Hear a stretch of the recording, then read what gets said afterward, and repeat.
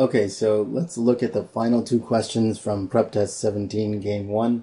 Prep Test 17 is also known as December 1995, so Game 1 from December 1995.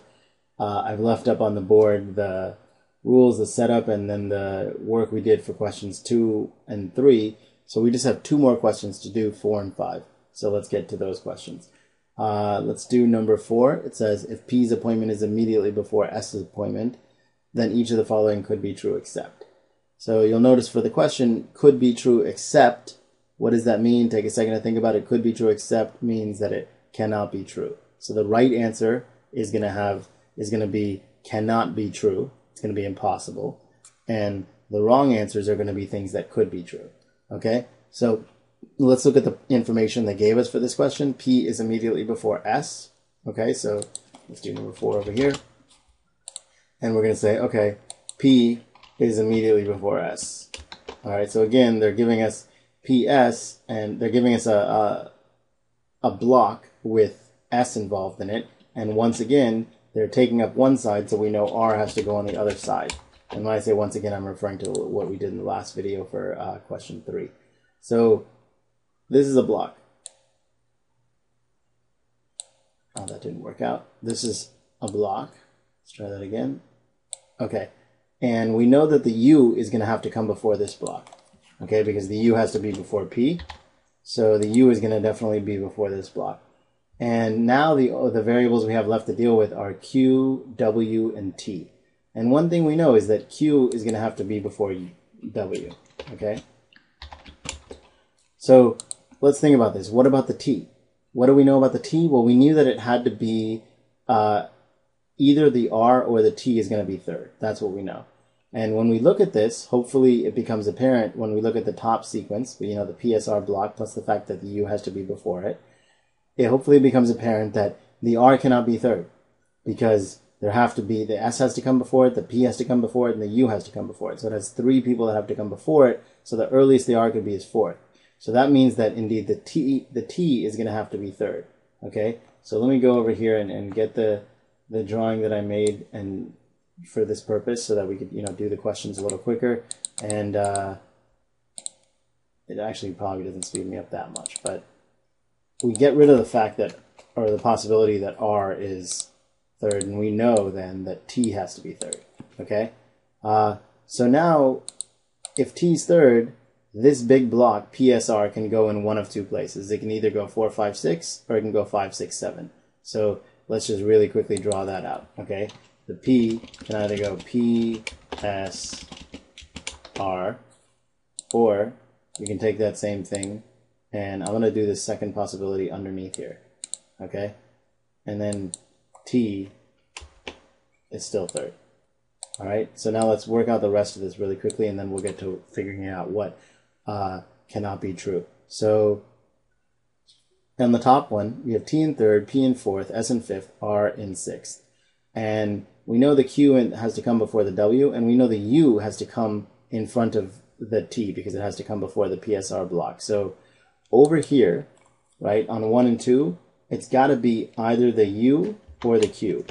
Okay, and it's the same thing for spot 2. And the reason is, again, because we know the U has to come in front, and we know that the Q cannot be last because the W has to be after the Q. So the W is going to have to go in spot 7. That's one way things could play out. All right, and the other way that things could play out is on the bottom here. We know, let's use the Q before W example rule again. So the Q before W means that this cannot be Q. 4 cannot be Q, because if we put the Q in 4, there would be no place for the W to go afterwards. So this cannot be Q, but it can either be a W or a U. And it can still be the U, because all we know about the U is that it has to come before the PSR, and putting it in 4 would satisfy that. And then what about in the first spot? We know that can't be the W, because the Q has to come before it. So the first spot is either going to be a Q or a U, same as in the first scenario. So it's going to be either a Q or a U. Again, it can't be the W because the W has to have the Q before it. And in the second spot, we just don't know. Okay, there's a spot here, and it could either be Q, U, or W. All right, so now we should be able to go through the answer choices and find the one that's impossible. Remember, the wrong answers are going to be things that are possible. All right, so A says R's appointment is immediately before W's appointment. Can that be possible? Yeah, right here, right in 6 and 7 on the top scenario. B says T's appointment is immediately before Q's appointment. Is that possible? T is immediately before Q. We look at the first one and no, because the T is immediately before the P. And we look at the second one and no, because T is immediately before either the W or the U. So B is going to be our answer here because B is impossible. So on the real test, you would just go from there. All right. But I'm going to check out C, D, and E just to show you how they're possible in case somebody has questions about them. So C says U's appointment is immediately before P. That is possible right here, right on the bottom scenario. The U could go in 4 and the P could go in 5, and that would leave us with the U immediately before the P. Okay, so what about D? Looking at the wrong question for a second. What about D? U's appointment is immediately before Q's appointment. Could U be immediately before Q? Yeah, that could happen on the top scenario or the bottom scenario. So that can definitely happen. And in fact, it can happen in either scenario. And then E says W is immediately before T. Can that happen? Yeah, that can happen in the bottom scenario. We can just put the W here. Okay, we can put the W in 2 immediately before the T, which is in 3. And we would have to put the Q in 1, and then the U would have to go in 4. Okay, again, the U would go in 4, W would go in 2 immediately before T, and that would put the Q in 1. So E is also possible. So again, the answer choice is B. T cannot be immediately before Q. All right, let's look at number 5, the last question for this game. And it says, if T's appointment is immediately after P's appointment and immediately before W's appointment, which one of the following must be true? So we're going to put T immediately after P. So we're going to go P, T, W. And that's going to be a block. Okay, actually, let me do something first. I'm a little worried about running out of room on the screen here, so just force myself to fit it into this block, and we should be all right. Okay, so the PTW is going to go in a block, and let's draw the block. All right, and we know that there's a couple people who are going to have to go before this variable, so let's give ourselves some room. There are a couple people that are going to have to go before this block. In particular, we can see that there's a W in this block, which means the Q is going to have to come before it. Okay, so the Q is going to have to come before this block. And we know that there's a P in this block, which means the U is going to have to come before this block. Okay, so we know at the very least that the Q and the U are going to have to come before this block. So not the A, Q and the U are going to have to come earlier. So let's go ahead and write that. Okay, and that gets us 5 people onto this sequence right here. Okay, we don't know the relationship between the Q and the U, but we know they're coming before the P, T, and the W. So who's left? The S and the R. And we know that the S and the R are in this indeterminate block, right? So it's like S, R, and that's a block. And actually that block is indeterminate. We don't know who's going to, not like that. We don't know who's going to come first, so it's like that. Okay? And things are a little squished because, again, like I don't want to run out of room on the board. Okay, so hopefully it's clear though. So now let's see. We have, this looks a lot like the previous question, because in the previous question, you know, we had this block of 3, and we had a variable that had to be before it. In this case, we have 2 variables that have to be before it. And then we had another piece of information about the variables who were not on this line. And so structurally, it looks a lot like answer choice or question 4. And another similarity that we can see now is that in question 4, we were able to rule out R from being in spot 3 because of the number of variables that had to come before R. There were too many, so R could not be in 3. In this case, we can rule out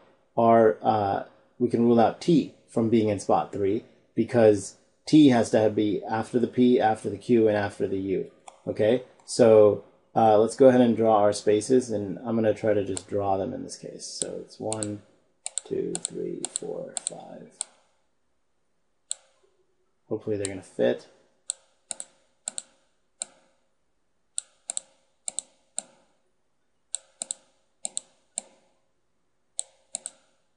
And we need a couple more.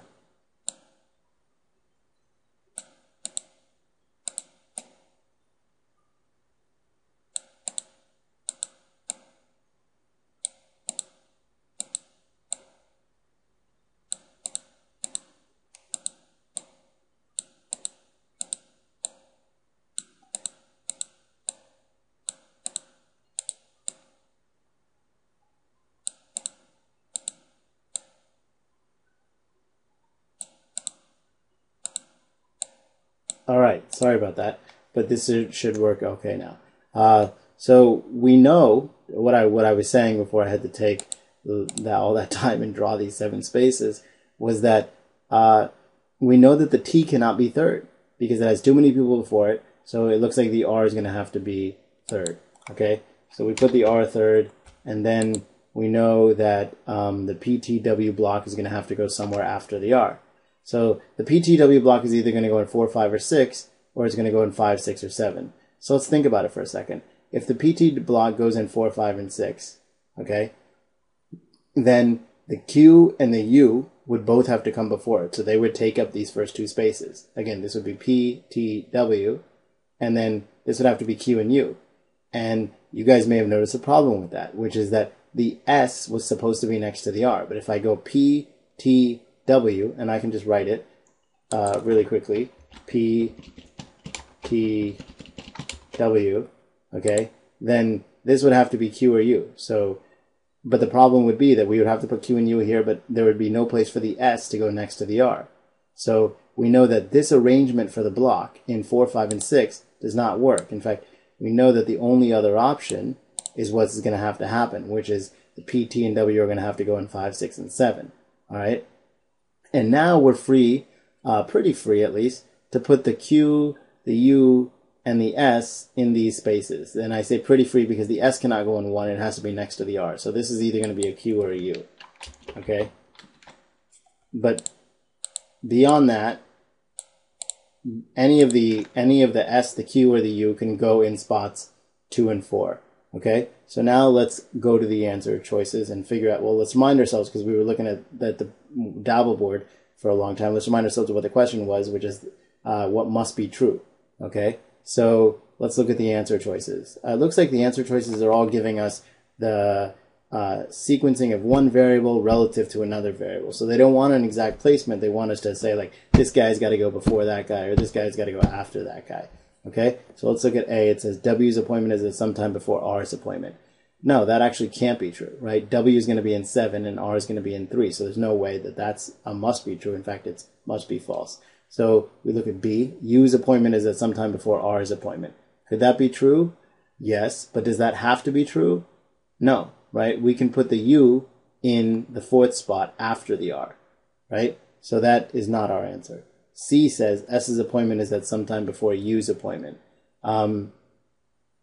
That could be true, again, but it does not have to be true. Why? Because we can put U in first.